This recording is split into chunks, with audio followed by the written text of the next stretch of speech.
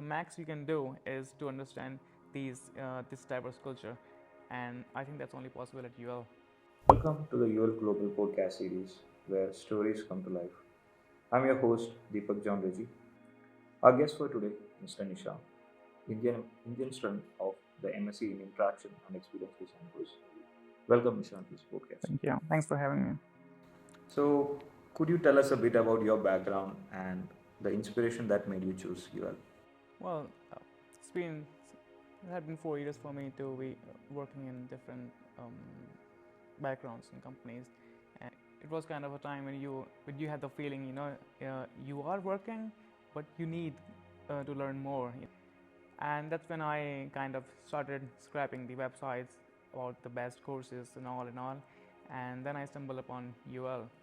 And one of the key things when you actually compare the universities is the culture, the diversity of any university that you are going to get when you go there, right? That was the biggest inspiration for me. That if I go somewhere and I meet people from different background, from different nationalities, I'll have different perspectives. That should be the goal of a designer actually. As a product designer, you are supposed to learn how people think, and how they react, how they behave to a certain product, and for that to understand, you need to know each and every perspective. Right, right. So, what inspired you to choose this specific program?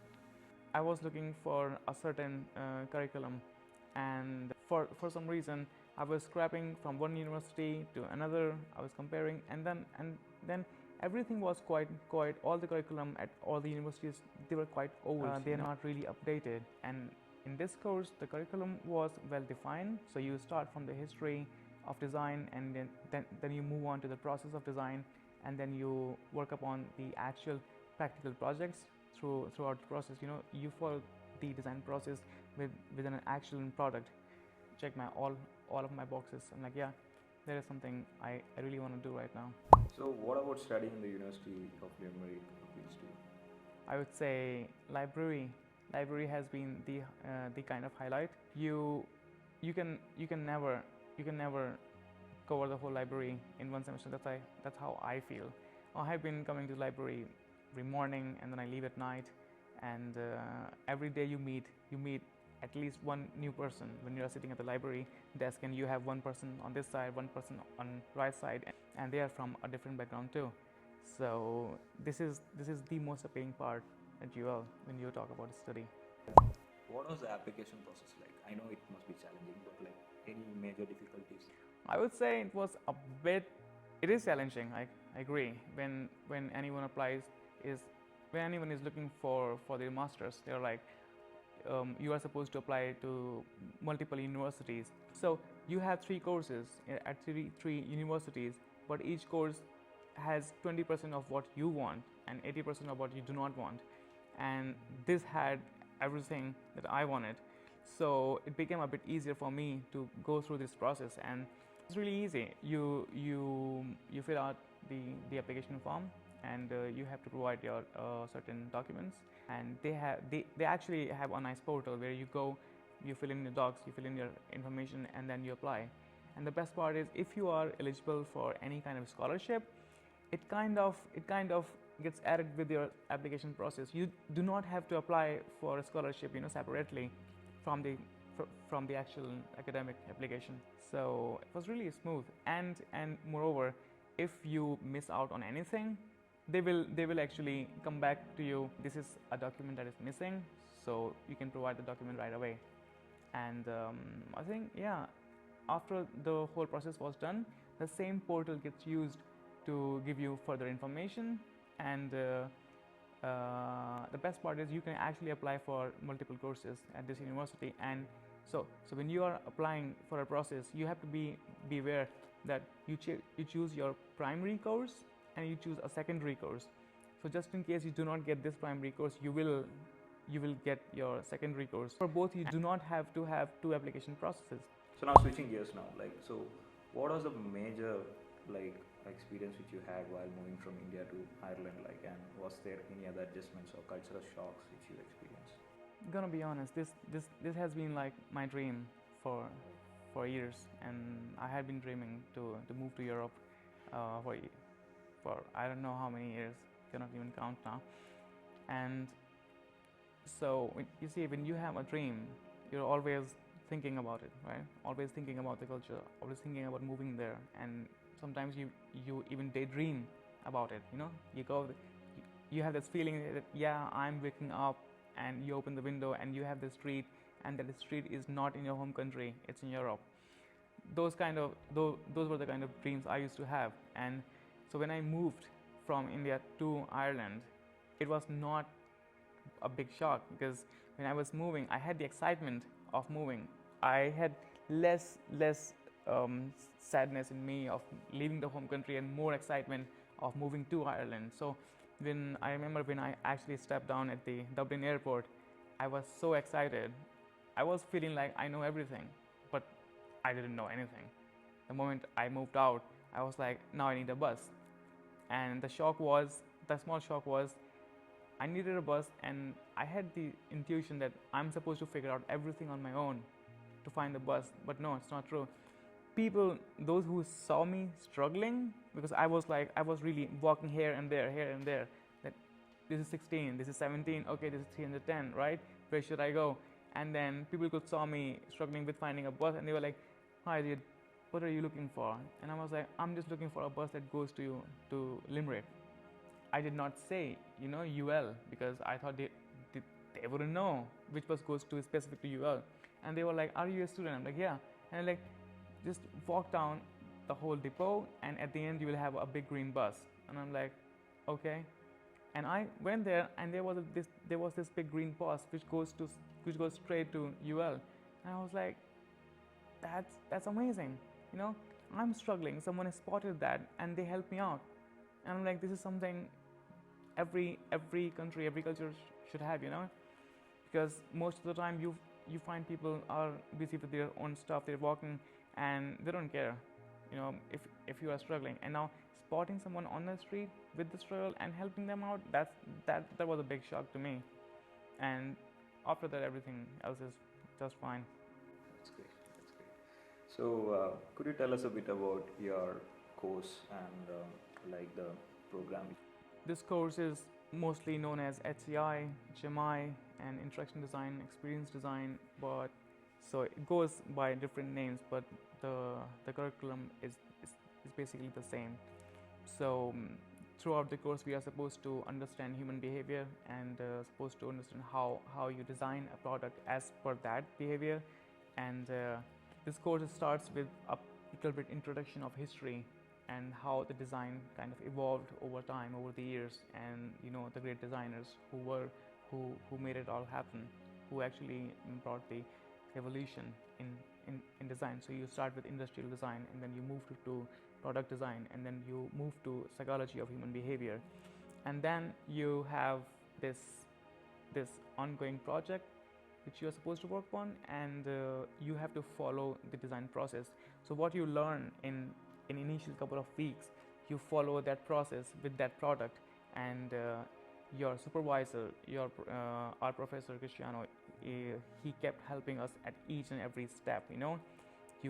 You come up with something, you work on it, and then you provide the update to your lecturer, and then he comes with the ideas, he helps you out. This process was really great. You don't find it everywhere, and once that is done, you are supposed to submit it, and then you get evaluated. And this evaluation process is really important, and it was surprising to me, because the idea was that you submit it and then you get your grades, but that's not the thing. You submit it, and then you have a discussion about that product, about the whole process, what went well, what went wrong, and what did you learn from the whole process. And then it doesn't stop there.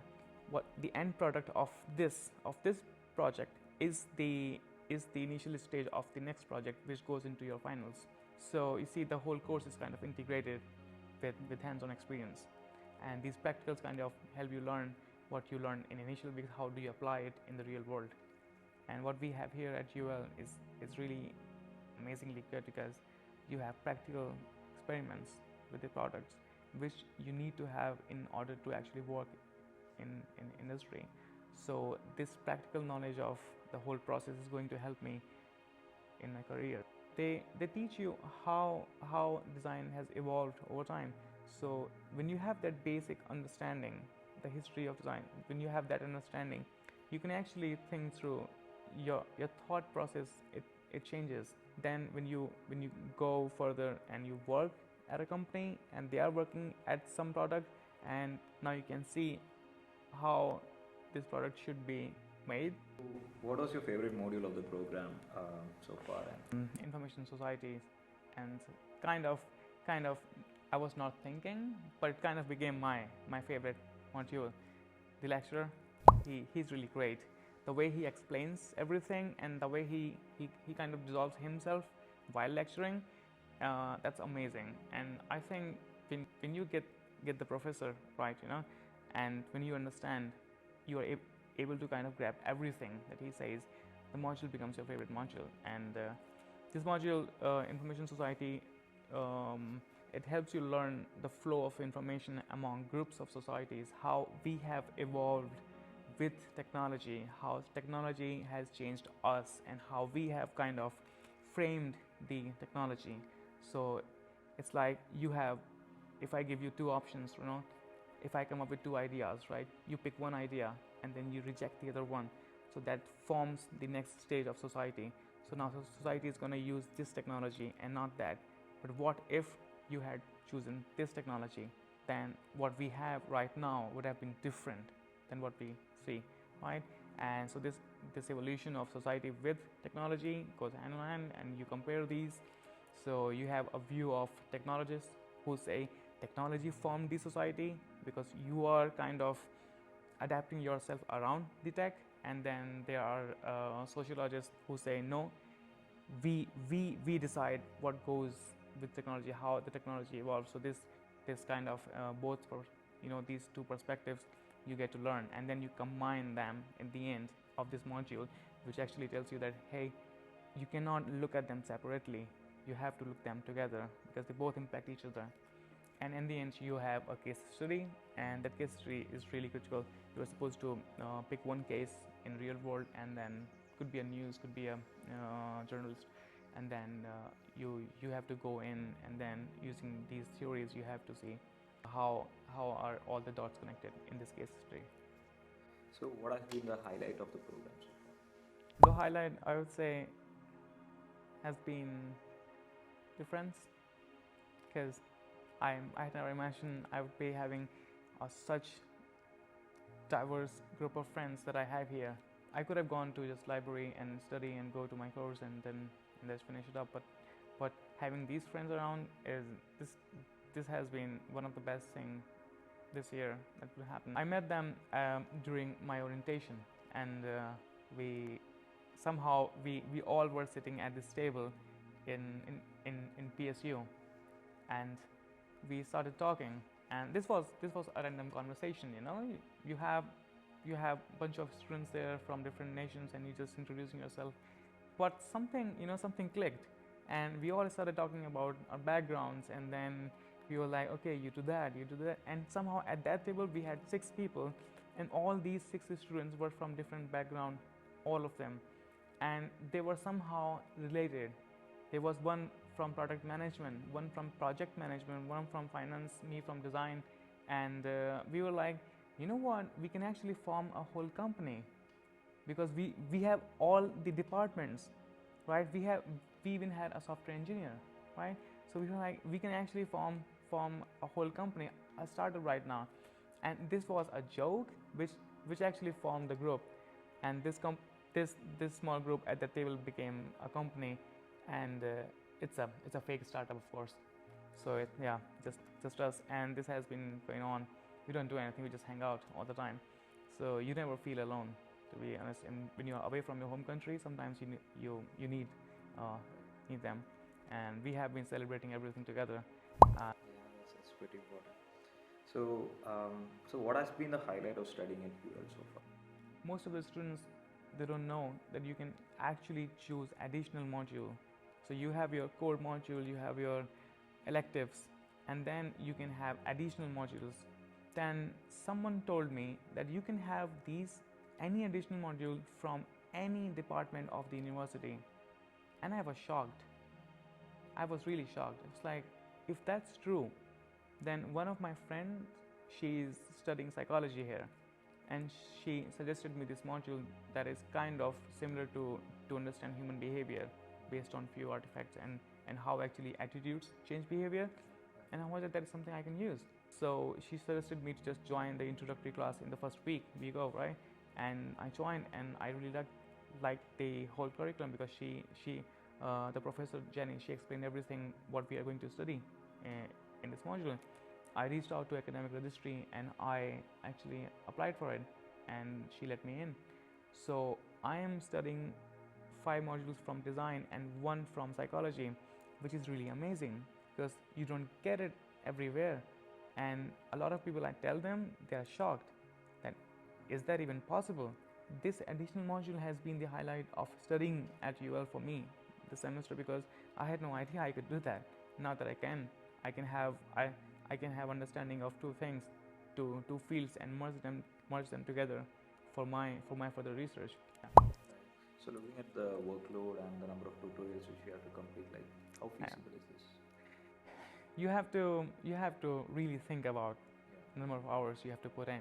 During exams, it can be stressing, of course, but since you have been given enough gap among your classes, so you have enough time to cover everything up. Choosing an additional module requires you a permission from your course director, and course director is the one who is actually deciding your modules and how many hours you have to put in for each module.